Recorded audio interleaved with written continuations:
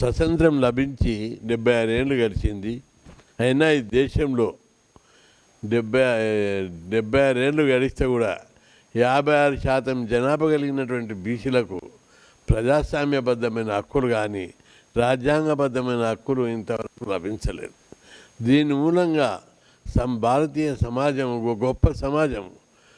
శంకరాచార్యుడు, వివేకానందుడు, బుద్ధుడు ఈ భూమి మీద పుట్టి ప్రపంచంలోనే బహుజన హితాయ బహుజన సుఖాయ సర్వే జన సుఖినో భవంతని నిర్వచించిన వేదభూమి ఇది. ఈ భూమి లోపల, ధర్మభూమి లోపల ఇప్పటికీ సగం జనాభా పేదరికం కింద, అమాయకత్వం కింద నలిగిపోతున్నారు, అణచివేయబడుతున్నారు. సామాజికంగా, ఆర్థికంగా ఈ కులం పేరు మీద తొక్కివేయబడ్డారు.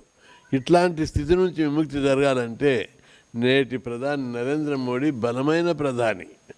ఆయన హయాంలో అనేకమైన విప్లవాత్మకమైనటువంటి మార్పులు జరుగుతున్నాయి దేశంలో. ఈ దేశంలో గతంలో జరిగిన ఏ మార్పు కూడా ఇంత పకడ్బందీగా జరగలేదు. ప్రపంచం కూడా భారతదేశం వైపు తొంగి చూస్తున్నాడు. ఏంటిది, భారతదేశం ఒక అగ్రదేశంగా తయారవుతుందని. ఒకప్పుడు మన భారతదేశం బీద దేశాల సరసన ఉండే. ఈరోజు ఇప్పుడు ఎన్నో ర్యాంక్ వచ్చింది? 4వ ర్యాంక్ వచ్చింది. First America, 2 China, Japan, Germany, తర్వాత భారతదేశం. అంటే వరుసగా ఒకప్పుడు ఎక్కడో 150, 130 ర్యాంక్ ఉన్న భారతదేశము ఈరోజు 4వ ర్యాంకుకి వచ్చింది. ఇది ఇంకా తొందర లోపల 3వ ర్యాంక్ పోతుంది. 20 ఏళ్ళ తర్వాత నంబర్ 1 ర్యాంక్ రావాలని ప్రధాని మోడీ గారి ఆశయం. ఆ దిశగా అడుగులు వేస్తున్నారు. ఈరోజు భారతదేశ కీర్తి ప్రతిష్టలు ప్రపంచంలో వెలిసిపోతున్నాయి. ఇట్లాంటి పరిస్థితుల్లో ఈ దేశంలో పేదవారు, ఆ సామాజిక సమానతలు, ఆర్థిక సమానతలు, ఇంకా ఇవన్నీ దీనజనాలు ఉండడం భావ్యం కాదు. అందుకే ఈ సమాజంలో మార్పు రావాలి, సంస్కరణలు రావాలనేటువంటి దిశగా మనం చాలా రోజులుగా తెలంగాణ లోపల బీసీల అభివృద్ధి కోసం అనేకమైనటువంటి కార్యక్రమాలు చేపట్టడం జరిగింది. మొట్టమొదట వీళ్ళు చదువుకోవాలి. చదువు ద్వారానే పేద కులాల యొక్క గౌరవం పెరుగుతుంది, అభివృద్ధి జరుగుతుంది. ఈ కులాల యొక్క సమాజం లోపల ఉన్నత స్థితికి చేరుకుంటారు.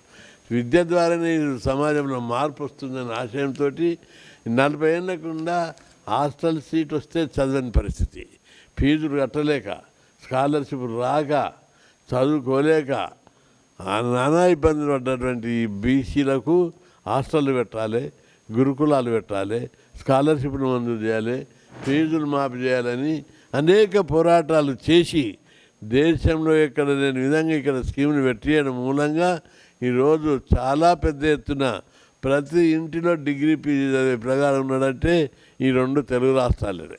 పక్కకే కర్ణాటక ఉంది, ఈ పక్కన తమిళనాడు ఉంది. అక్కడ మీరు పోయి చూడండి, బీసీలకు ఎలాంటి స్కీములు లేవు, ఎలాంటి అభివృద్ధి లేదు. ఇక్కడ మాత్రం చాలా అభివృద్ధి మనం తీసుకొచ్చాం, చేస్తున్నాము. అందుకే ఈ మధ్యకాలం లోపల బీసీలందరూ కూడా మొట్టమొదట ఇది దేశం ప్రజాస్వామ్య దేశం. ఈ దేశం లోపల ప్రజాస్వామ్యం లోపల అన్ని కులాలకు, అన్ని సామాజిక వర్గాలకు వారి వారి జనాభా ప్రకారము రాజకీయ వాటా ఉండాలి. కానీ 76 ఏళ్ళు అయితే వాటా ఇవ్వలేదు. అందుకే వాటా రావాలంటే ఈ ప్రజాస్వామ్యం పేరుకే డబ్బున్నోడే ఎమ్మెల్యే అవుతున్నాడు, డబ్బున్నోడే ఎంపీ అవుతున్నాడు, డబ్బున్నోడే రాజు అవుతున్నాడు. అందుకే డబ్బు లేనటువంటి బీసీలు రాజకీయంగా రారు. వీళ్లకు రాజకీయ రిజర్వేషన్లు పెట్టాలని చెప్పి అందుకోసం పార్లమెంటు బీసీ బిల్లు పెట్టి చట్టసభలో బీసీలకు 50% రిజర్వేషన్లు పెట్టాలని డిమాండ్ చేస్తున్నాం. ఈ డిమాండ్ను ఈరోజు పీక్ స్థాయికి వచ్చింది. తెలంగాణ కూడా మీరు చూస్తున్నారు, పంచాయతీరాజ్లో 42% రిజర్వేషన్లు పెట్టాలని అక్కడ ఉవ్వెత్తున ఉద్యమం ఇచ్చిపడ్డది. పెద్ద ఎత్తున ఉద్యమాలు జరిగి 130 సంఘాలతోటి బీసీ జాకి ఏర్పాటు చేసి తెలంగాణ బంద్కు పిలిపిస్తే పీచమని లేదు, కాకి కావమని లేదు. అంత పెద్ద ఎత్తున అక్కడ బంద్ జరిగింది. అదేవిధంగా దేశం లోపల ఏదన్నా మేలు జరగాలంటే అది మోడీ ద్వారా మాత్రమే సాధ్యం. సమాజంలో మార్పుకు ఈ సమాజం అంతా అసమానతలు మాపడానికి సామాజిక అసమానతలు, ఆర్థిక వ్యత్యాసాలు, అసమానతలు రూపుమాపాలంటే బలమైన ప్రధాని అయితే తప్ప సాధ్యం కాదు. లేకపోతే సమాజంలో పాతుకుపోయినటువంటి అనుభవించినటువంటి వర్గాలు మార్పును తొందరగా అంగీకరించరు. ఆ మార్పు రావాలంటే బలమైన ప్రధాని, మోడీ లాంటి ప్రధాని కావాలి, అట్లాంటి ఎత్తుగడలు చేసే ప్రధాని కావాలి. ఏది జరిగినా బీసీలకు ప్రధాని నరేంద్ర మోడీ హయాంలో జరుగుతుంది. నరేంద్ర మోడీకి విజ్ఞప్తి చేస్తున్నాం, పార్లమెంట్లో బీసీ బిల్లు పెట్టి బీసీలకు 50% రిజర్వేషన్ పెట్టాలి. కేంద్రంలో ప్రత్యేక మంత్రిత్వ శాఖ పెట్టాలి. అదేవిధంగా బీసీ ఉద్యోగులకు ప్రమోషన్లు, రిజర్వేషన్లు పెట్టాలి. బీసీల యొక్క కులగణన చేసి కులాల ప్రకారం రిజర్వేషన్లు, బీసీల జనాభా ప్రకారం రిజర్వేషన్లు పెంచాలి. ఎస్సీ ఎస్టీ బీసీలకు హైకోర్టు సుప్రీంకోర్టులలో రిజర్వేషన్లు పెట్టాలి. అదేవిధంగా ఎస్సీ ఎస్టీ బీసీలకు ప్రైవేట్ రంగంలో కూడా రిజర్వేషన్లు పెట్టాలనే డిమాండ్లతోటి ఈరోజు పెద్ద ఎత్తున దేశవ్యాప్తంగా చర్చ జరుగుతుంది, ఉద్యమాలు జరుగుతున్నాయి. నేను ఈ సందర్భంగా మోడీ గారికి విజ్ఞప్తి చేస్తున్నా, బీజేపీ ప్రభుత్వం దేశంలో ఇంతవరకు ఎవరి చేయనటువంటి చరిత్రాత్మకమైన నిర్ణయాలు తీసుకుంది. ఒకటి, కులగణన చేయాలని మనం చాలా రోజులుగా డిమాండ్ చేస్తున్నాం. 76 ఏళ్ళు కూడా ఏ పార్టీ, ఏ ప్రభుత్వం, ఏ నాయకుడు కులగణన చేయలేదు. మోడీ గారిని పోయి విద్య వెంటనే కులగణన ఒప్పుకున్నాడు. ఈ జూన్ నుంచి కులగణన జరగబోతుంది. కులగణన జరిగిన తర్వాత ఈ దేశంలో చరిత్రాత్మకమైనటువంటి మార్పులు రాబోతున్నాయని చెప్పి అందుకే కులగణనకు సిద్ధపడ్డారు. కులగణన గత ప్రభుత్వాలు ఎందుకు చేయలేదు? కులగణన చేస్తే కులాల లెక్కలు తెలిసినాక బీసీలు రిజర్వేషన్లు పెంచాలి, స్కీములు పెంచాలి, బడ్జెట్ పెంచాలి మా కులాల ప్రకారం అని డిమాండ్ చేస్తారని గత ప్రభుత్వాలు ఒప్పుకోలేదు. ఈ ప్రభుత్వం ఒప్పుకున్నది.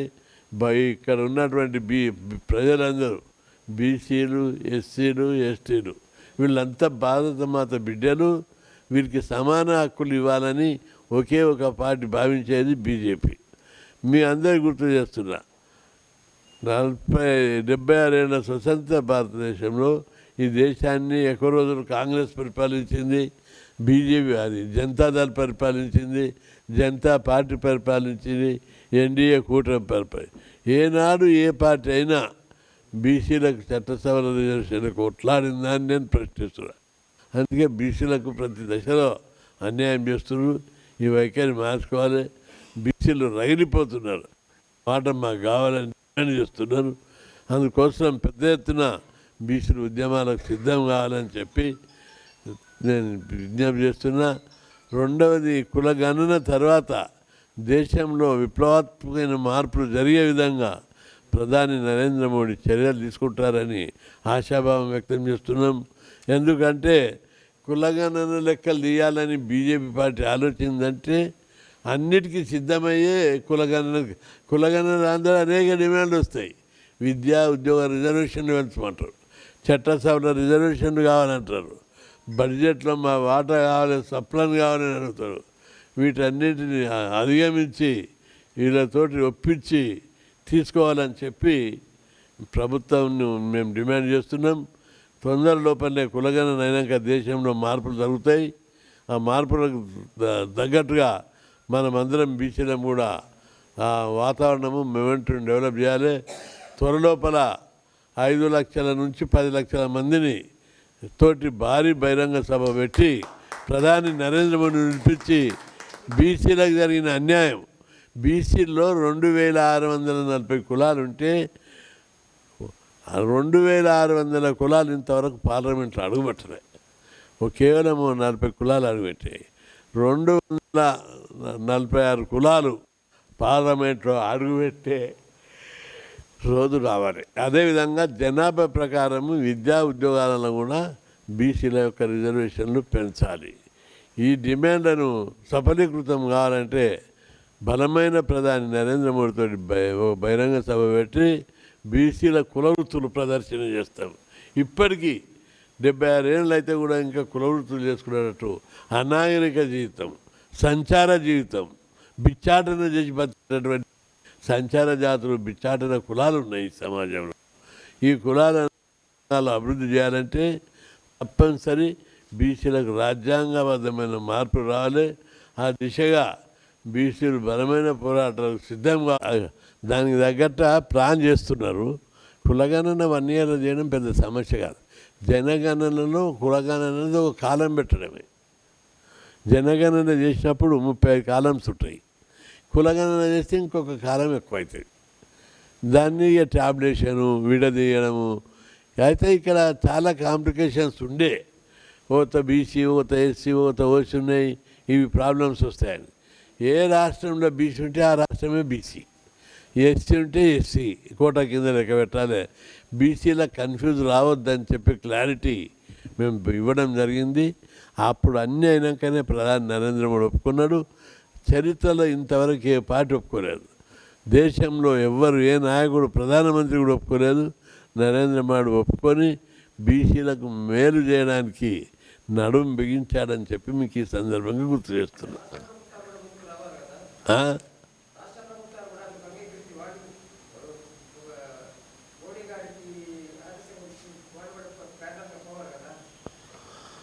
అంటే ఇది కులగణన అయినాక ఆటోమేటిక్గా పోతుంది.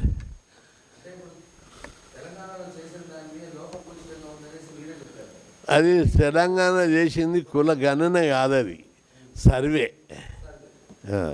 అది లోపభూయిష్టంగా ఉంది. గణన చేసినప్పుడు కాలమ్స్ ఉంటాయి, ఆటోమేటిక్గా వచ్చేస్తుంది. అది ట్యాబ్లేషన్లో ఇట్లా కంప్యూటర్లో బటన్ నొక్కేస్తే ఏ కులం ఎంతున్నో తెలిసిపోతుంది.